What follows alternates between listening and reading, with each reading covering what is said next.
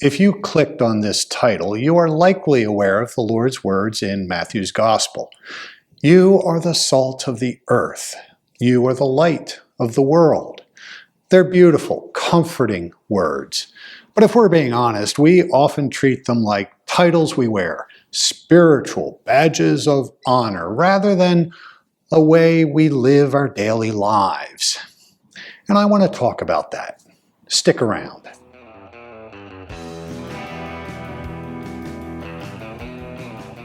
Hi, I'm Howard, pastor of the Roseville New Church, and welcome to Spiritual Shorts. In the Gospel, the Lord asks a haunting question. What good is salt if it has lost its flavor? To the ancient world, salt wasn't just a seasoning, it was a preserver. It kept things from decaying. It purified. And in the symbolic language of the Bible, salt represents our desire for truth, the zest or the affection we have for seeing what is good actually happen in this world. And if we have a faith that is full of lofty words, the kind Paul warns the Corinthians about, but we have no genuine love for our neighbor, our salt has lost its flavor. We might have the white flakes of perfect doctrine, but it has no power to preserve our lives or the world around us. Without the salt of love, our faith becomes flavorless. But what about that light? We often think that light is something we possess, a set of beliefs we've mastered.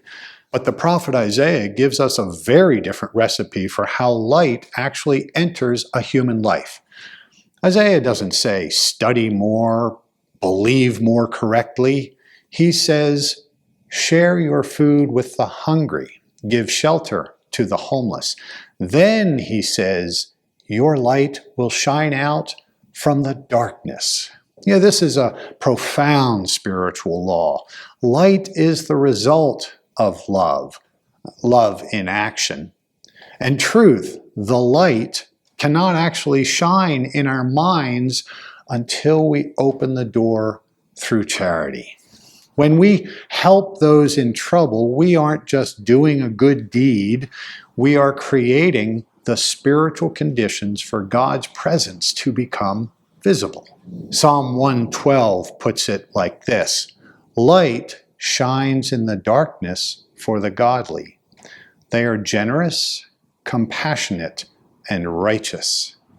The light doesn't come from our intellect, it shines through our compassion. Here's where we sometimes get the message wrong. We've been taught that faith is a mental yes to a set of facts. But a lamp hidden under a basket isn't just hidden, it's eventually extinguished because it has no oxygen. True faith is not a private intellectual state. It is a life of use.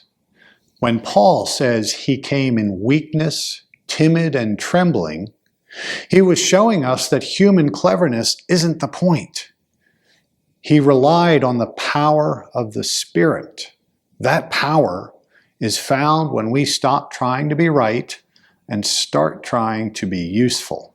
When you act from a place of genuine service in your business, your family, or your community, you become that city on a hilltop.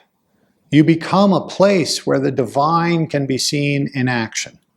The Lord tells us to let our deeds shine so that others see them, not so that we get praise, but so they see the source of that goodness. So this week, as you reflect on these lessons, don't ask yourself, what do I believe? Instead, ask yourself, where is my flavor? Find one way to be useful in the spirit of Isaiah. Feed someone, perhaps with an encouraging word. Shelter someone by providing a safe space for them to be heard. And as you do, watch what happens to your own internal darkness. You won't have to struggle to find that light. The light will dawn naturally the moment you begin to love your neighbor. Be the salt, be the light. You won't need to preach a single word. Your life will be the sermon. And through that life, well, people will see the Lord. Thank you for joining me for this episode of Spiritual Shorts, and may God bless you.